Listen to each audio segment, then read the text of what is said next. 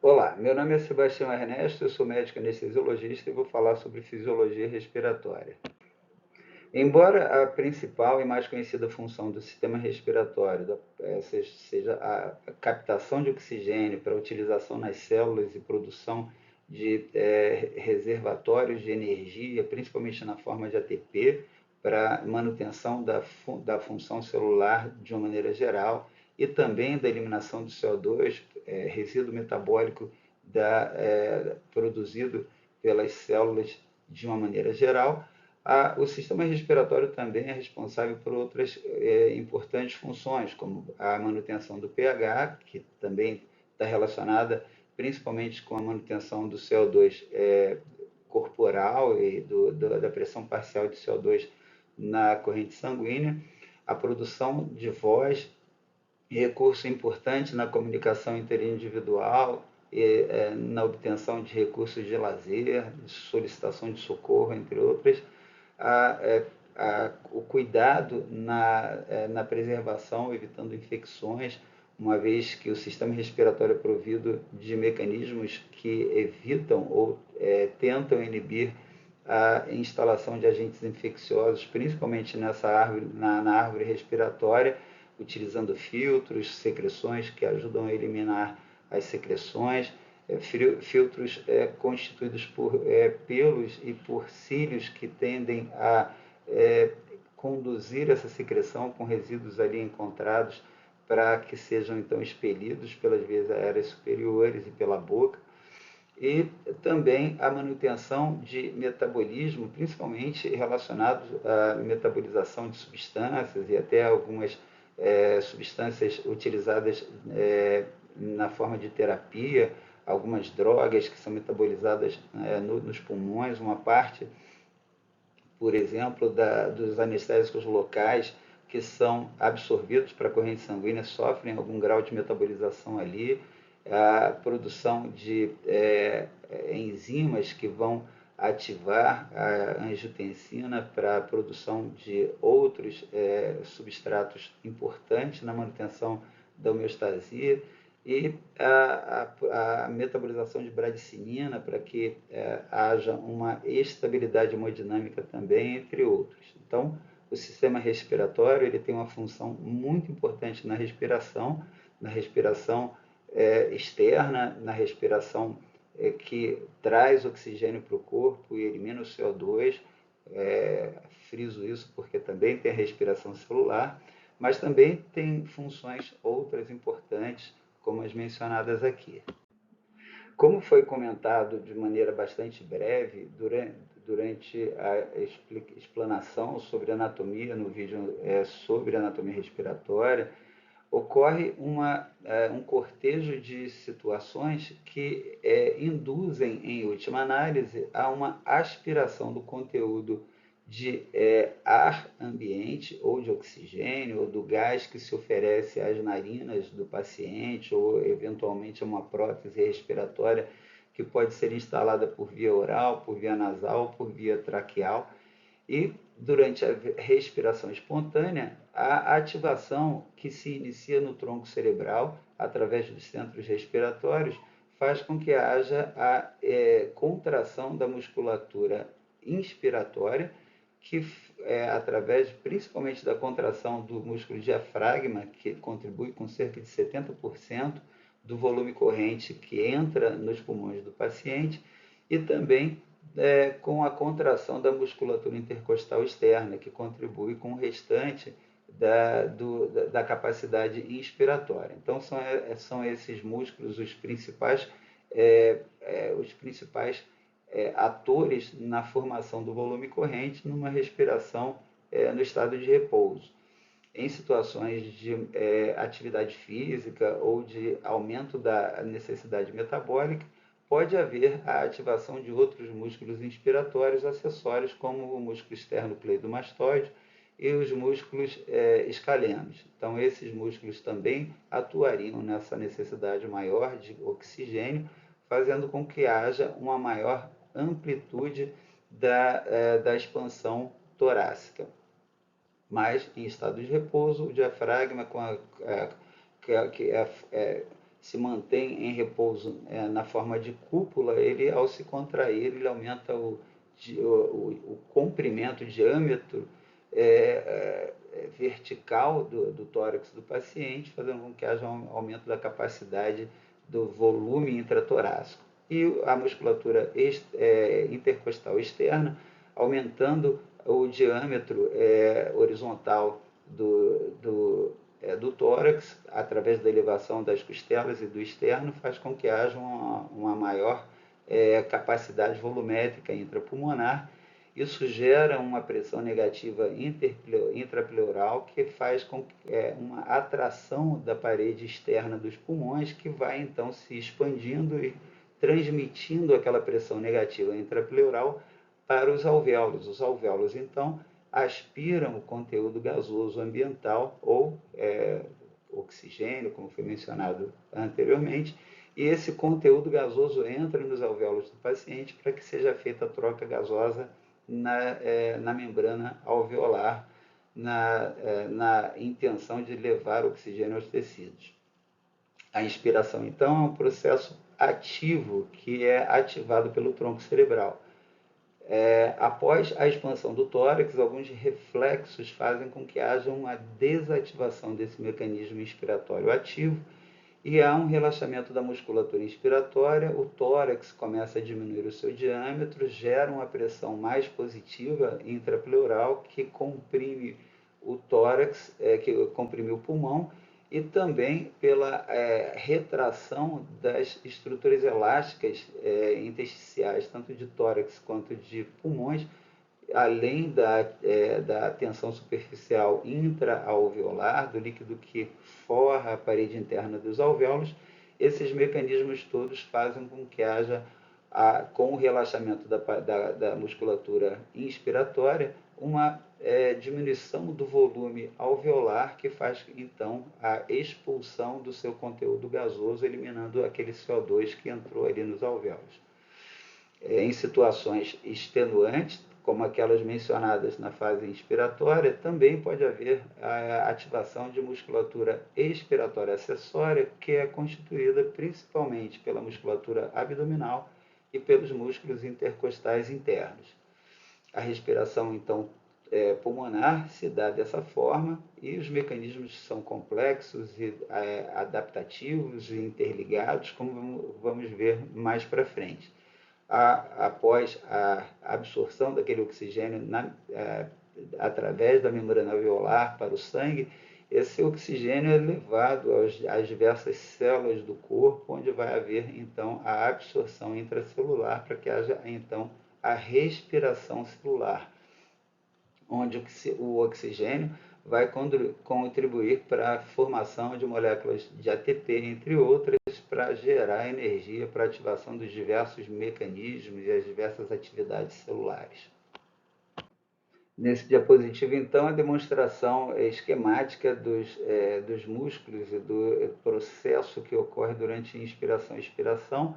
Do lado, aqui na primeira figura à esquerda, a representação esquemática do relaxamento do músculo diafragma, que então retoma a sua posição em forma de cúpula, diminuindo o comprimento vertical do tórax, e o relaxamento da musculatura intercostal externa, que faz com que haja diminuição, então, por rebaixamento das costelas e do externo, diminuição do diâmetro, do raio do tórax, do diâmetro horizontal. Isso faz com que haja eliminação do conteúdo gasoso intraalveolar. Enquanto na expiração, como foi dito anteriormente, a cúpula diafragmática, ao se contrair, há um rebaixamento da sua porção central, e isso faz com que haja um aumento do comprimento torácico, além da contração da musculatura intercostal externa, que vai fazer com que haja elevação do gradil costal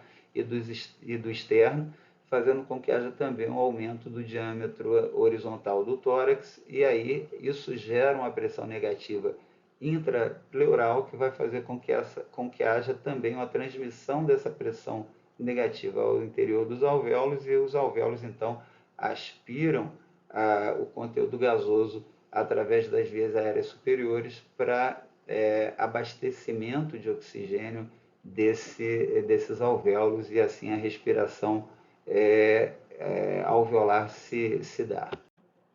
Então, para reforçar, o que acontece em geral numa expiração em repouso é uma atividade passiva. Ocorre diminuição do diâmetro dos alvéolos devido à tensão superficial do líquido que recobre a face interna dos alvéolos, e essa tensão superficial ela acabaria por fechar completamente esse alvéolo devido à redução progressiva do seu volume, mas essa tensão ela acaba não sendo suficiente para fechar o alvéolo na maioria das vezes em condições normais, devido à existência do chamado surfactante, que é uma substância que diminui essa tensão superficial, fazendo com que haja uma redução do volume alveolar, mas impede que haja o seu colabamento.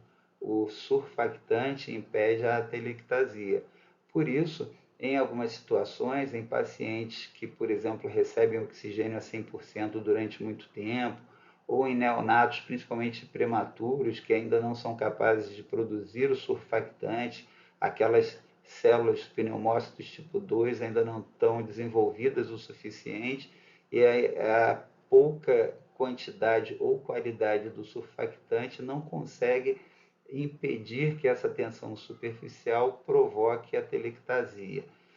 Quando a telectasia ocorre ou a diminuição do diâmetro do alvéolo é muito significativa, ocorre aumento da energia necessária para que ele seja reaberto. Então, é muito importante que esse surfactante exista e esteja em quantidade e qualidade suficiente.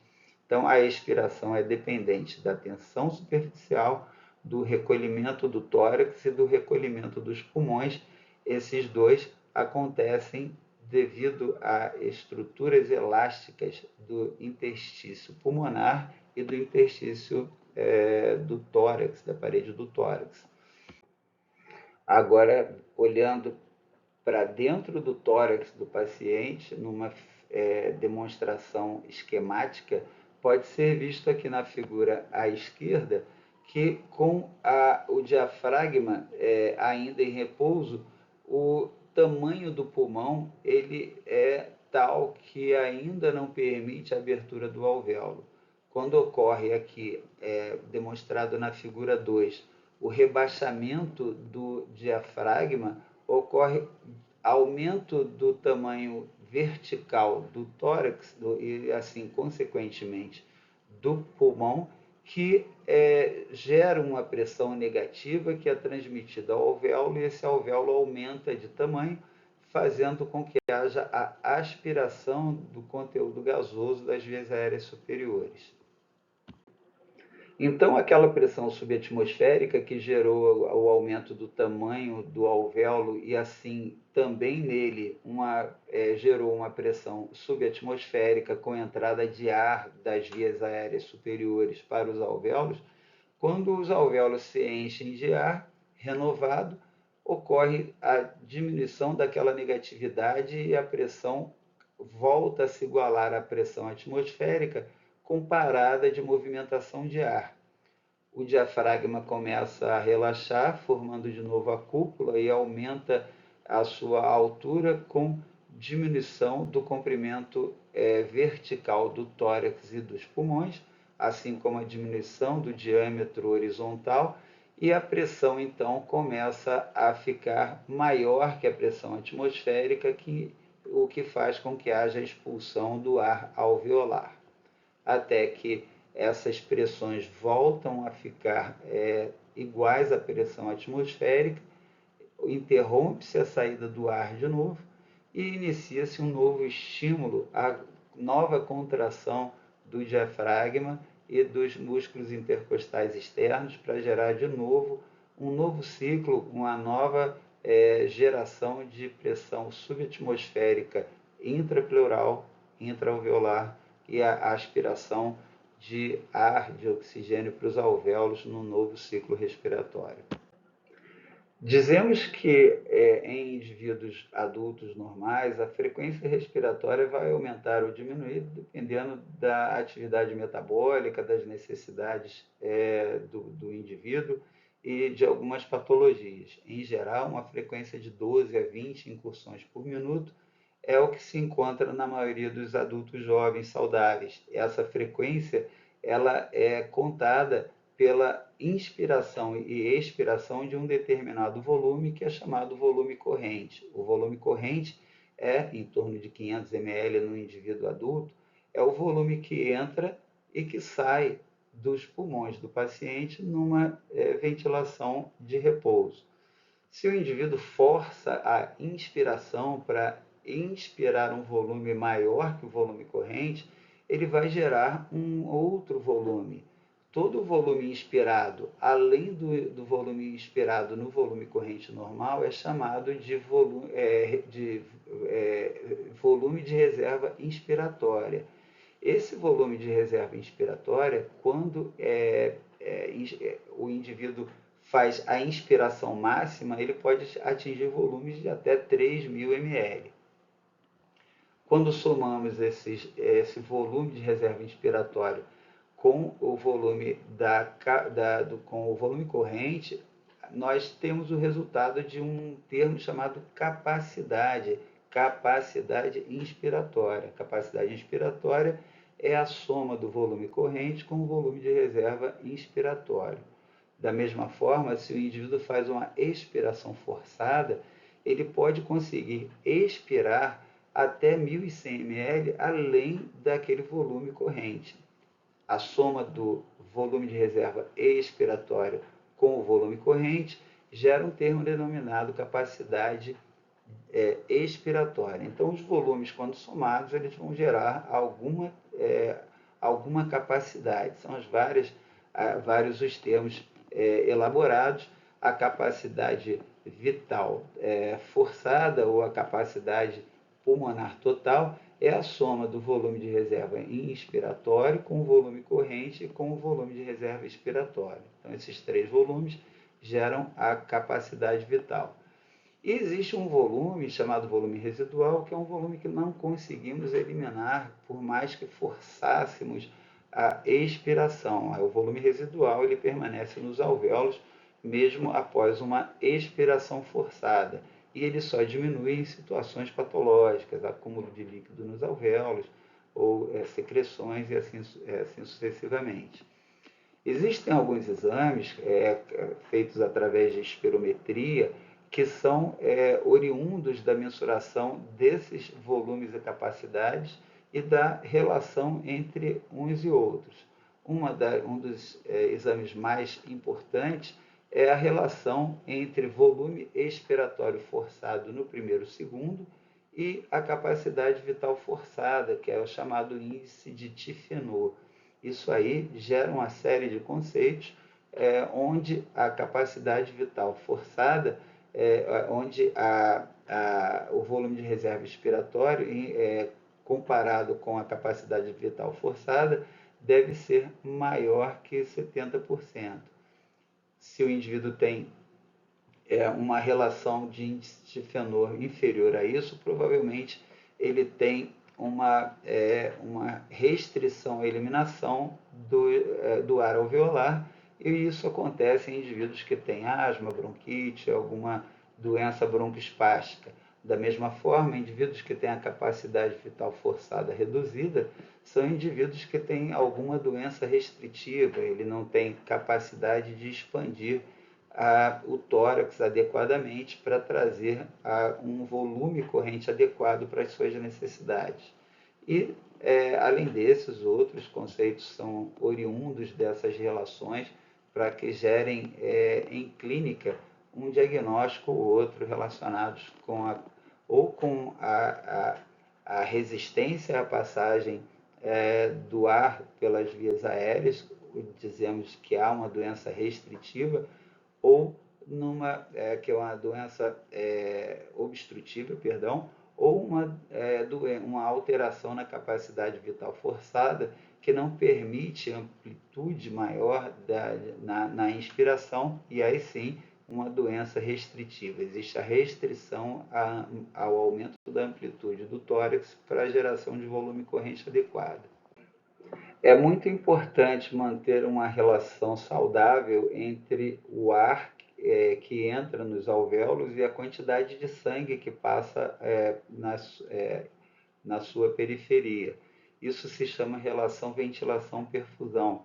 Existe uma relação perfusão em torno de 0,9, que é a aproximação do máximo de adequação da quantidade de ar que entra nos pulmões e da relação com o sangue que passa banhando os alvéolos para que haja uma troca gasosa adequada. Lembrando sempre que as vias aéreas superiores não são capazes de trocar gases e as vias aéreas inferiores, até antes dos chamados bronquíolos terminais, também não produzem os chamados alvéolos, são estruturas mais espessas, contendo na sua formação estruturas musculares e cartilagens, que fazem com que haja inadequação ou impossibilidade de troca gasosa.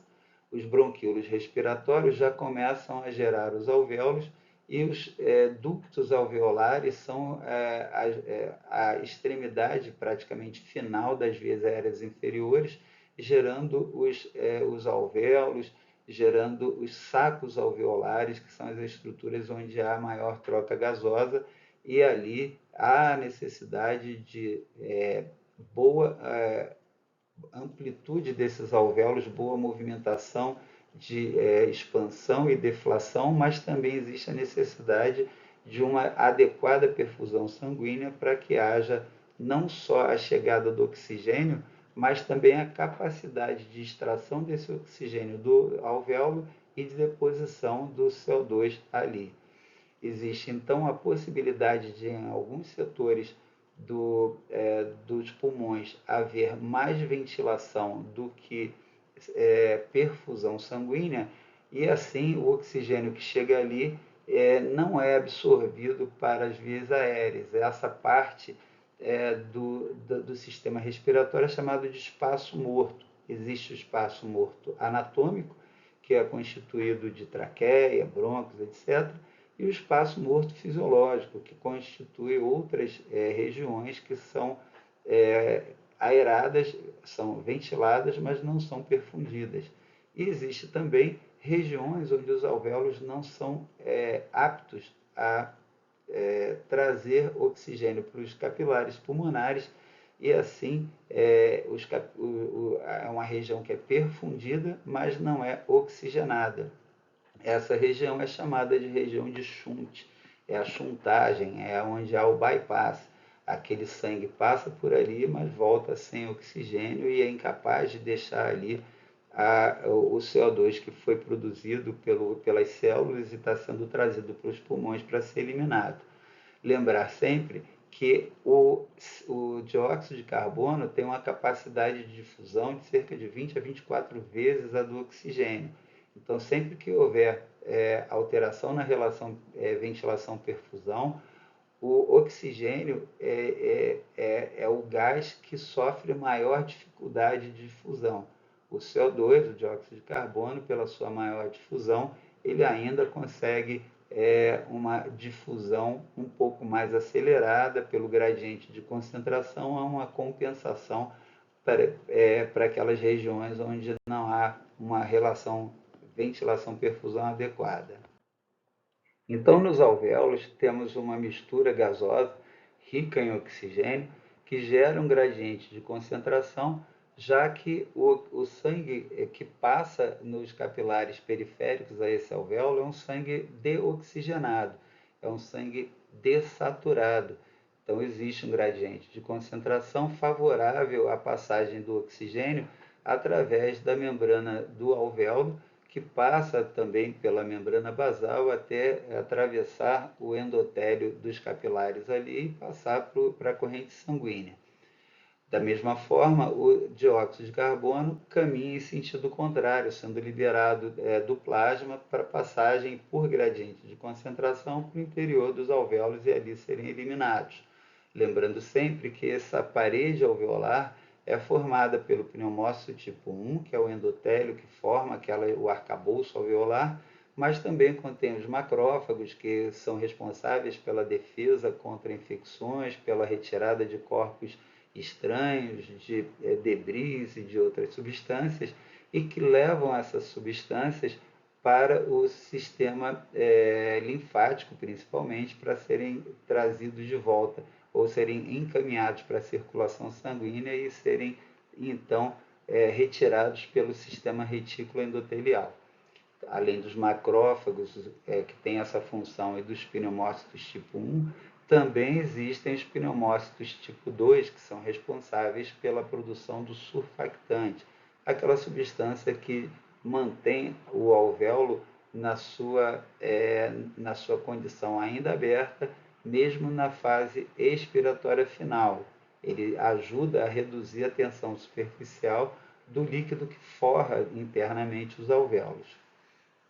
A passagem dos gases de um lado para o outro, ali da membrana alvéolo-capilar, ela obedece a algumas leis de difusão que sofrem bastante influência da espessura da membrana, o que leva à dificuldade de difusão quando essa membrana se espessa, seja por edema, por inflamação ou por secreção que eventualmente se acumula na parede interna do alvéolo. Quanto maior a espessura, menor é a capacidade de difusão. A superfície de troca, quanto mais ampla, mais fácil essa passagem de gases também. Indivíduos que têm destruição de alvéolos diminuem, às vezes, muito a área de troca e a área de superfície de troca, fazendo com que haja maior dificuldade da difusão. Lembrando de novo que sempre o oxigênio vai apresentar mais dificuldade de absorção do que a dificuldade de eliminação do CO2 na maioria dessas situações. O gradiente de pressão parcial também é fundamental nessa passagem. Se você tem um paciente que está hipóxico, ofereça mais oxigênio para ele, porque o gradiente de concentração alvéolo capilar vai aumentar e isso vai fazer com que haja uma passagem mais rápida de oxigênio para o sangue capilar. E o coeficiente de difusão, que, como foi dito, é muito importante nessa passagem, lembrando que o CO2 tem um coeficiente de difusão muito mais favorável, como disse, 20 a 24 vezes mais difusível do que o oxigênio. A concentração de oxigênio na atmosfera beira ali os 21%. Então, a pressão parcial dele na atmosfera é 20% da pressão atmosférica a nível do mar. Então, é 20% de 760 milímetros de mercúrio, que vai dar ali mais ou menos 21%, né, de 760, que vai dar ali mais ou menos 160 milímetros de mercúrio. Essa pressão parcial vai ser reduzida no alvéolo devido à presença de vapor de água no alvéolo. Então, há um gradiente de concentração entre o ar, entre a atmosfera e o alvéolo, mas ainda assim o alvéolo vai apresentar uma pressão parcial maior do que o capilar, já que o sangue chega dessaturado no alvéolo ou nos pulmões, e ali há uma facilitação da passagem do oxigênio do alvéolo para o capilar devido a esse gradiente de concentração. Da mesma forma, o CO2, o dióxido de carbono, ele tem um gradiente de concentração favorável à eliminação, como foi dito anteriormente. Esses gradientes de concentração são fundamentais na troca gasosa, lembrando sempre que existe uma maior facilitação de eliminação do CO2 e existem alguns efeitos que facilitam a liberação de oxigênio para a circulação e do CO2 para os alvéolos, como vai ser dito posteriormente.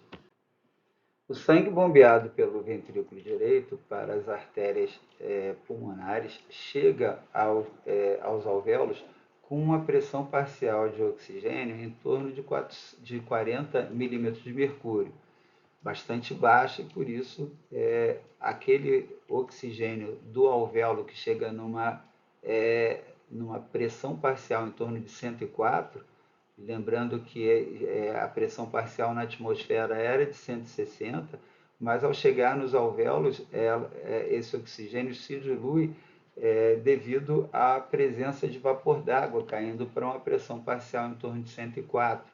104 é muito maior que 40, então há um gradiente de concentração ou de pressão parcial que favorece a passagem de oxigênio do alvéolo para o sangue da artéria pulmonar, que apesar de estar na artéria pulmonar, é um sangue venoso, já que ele é desaturado, e após a passagem desse sangue pelos alvéolos, ele vira um sangue arterial, que vai atingir no equilíbrio com aquele alvéolo uma pressão parcial de 104 milímetros de mercúrio.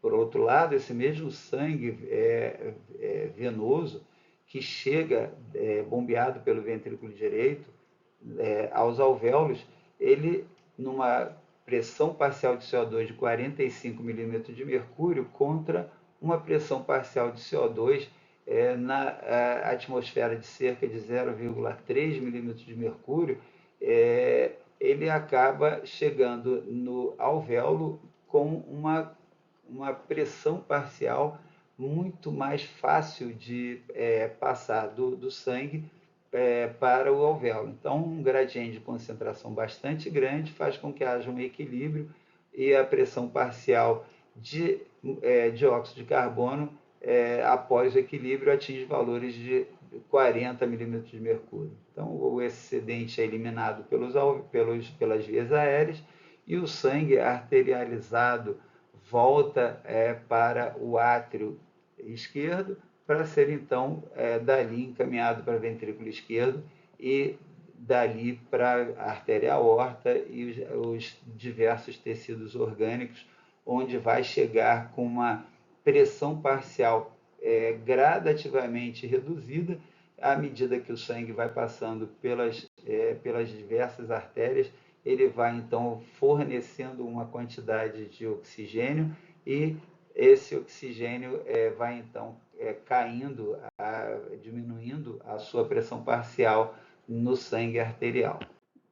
Quando chega nos tecidos, né, nas células corporais, aquela pressão parcial de oxigênio no sangue arterial vai encontrar um gradiente de concentração favorável à sua transferência, já que a pressão parcial tecidual é muito baixa.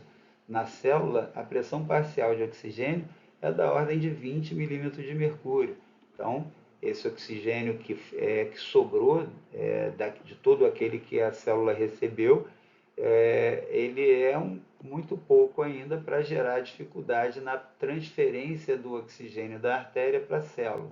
Então, ocorre uma queda de pressão parcial do sangue arterial para o interstício e mais um pouquinho do interstício para a célula. Esse gradiente de concentração permanente facilita a passagem do oxigênio do sangue arterial para os tecidos e as células dos diversos tecidos.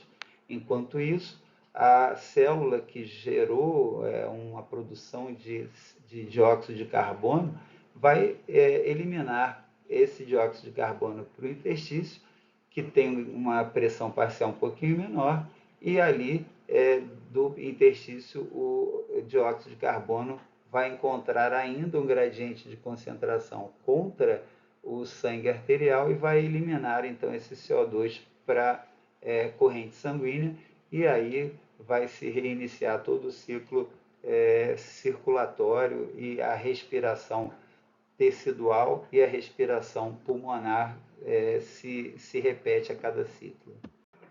Outra situação importante, outra característica importante da ventilação e da respiração é a forma como esses gases, o oxigênio e o dióxido de carbono, são transportados no sangue.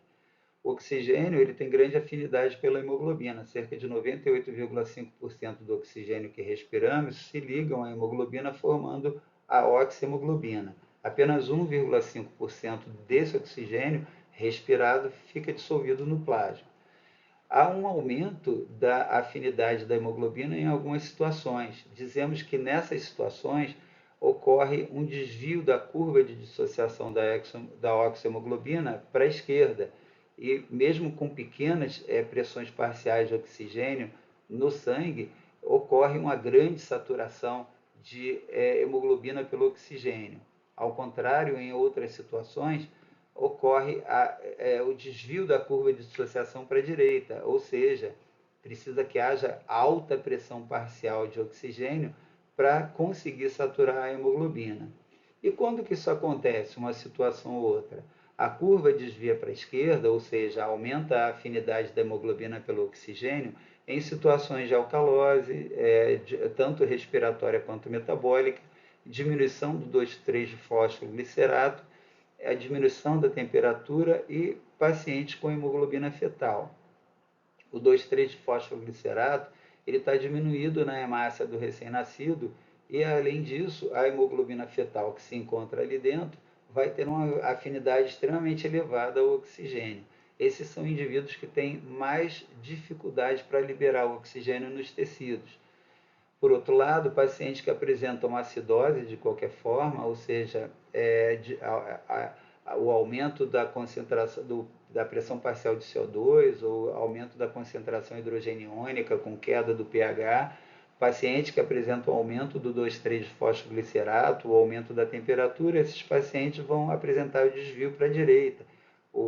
A hemoglobina vai liberar o oxigênio com mais facilidade.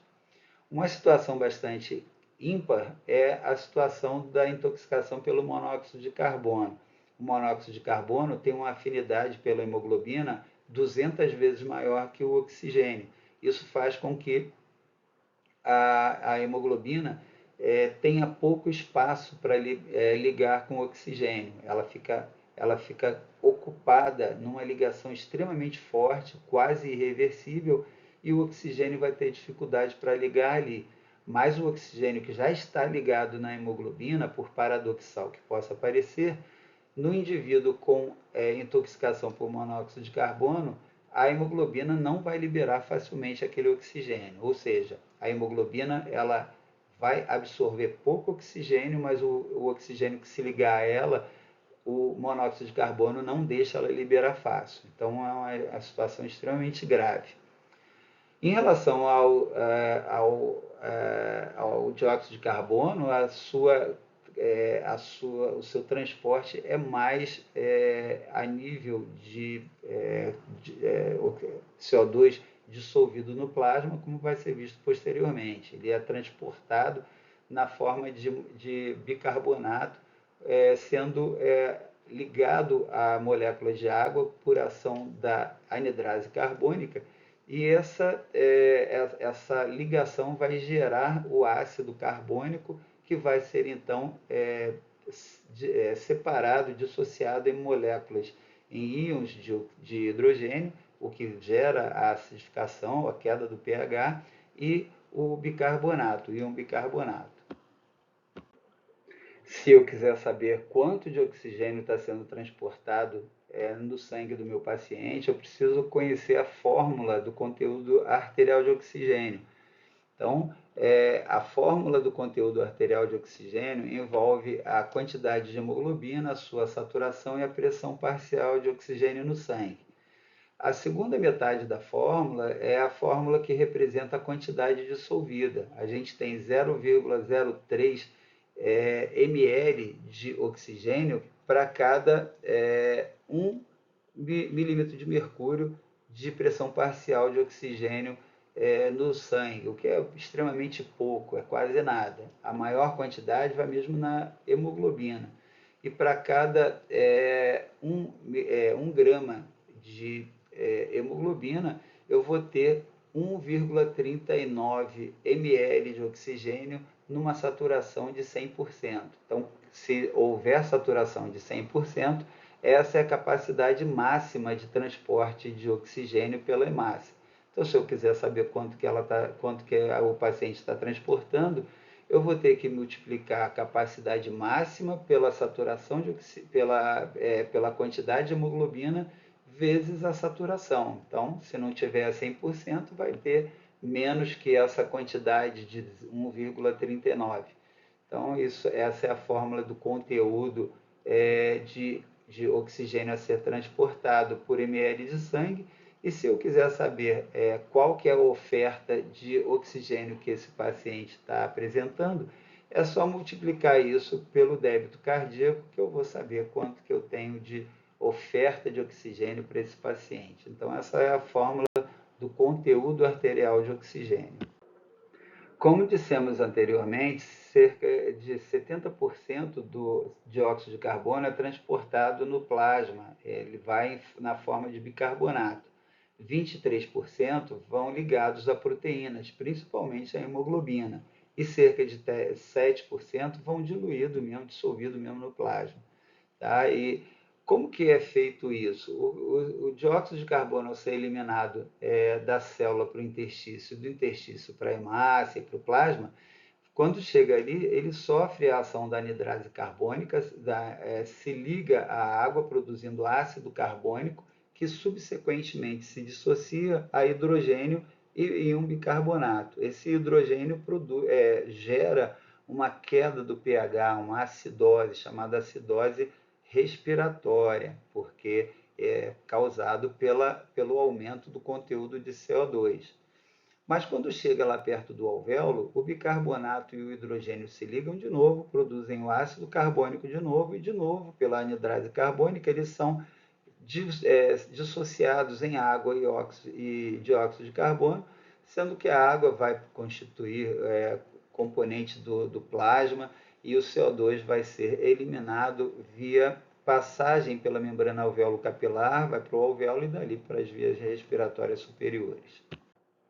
Terminamos aqui nosso vídeo, espero que tenham gostado do conteúdo. Se gostaram, deem um like e compartilhem nosso vídeo. Muito obrigado, um abraço.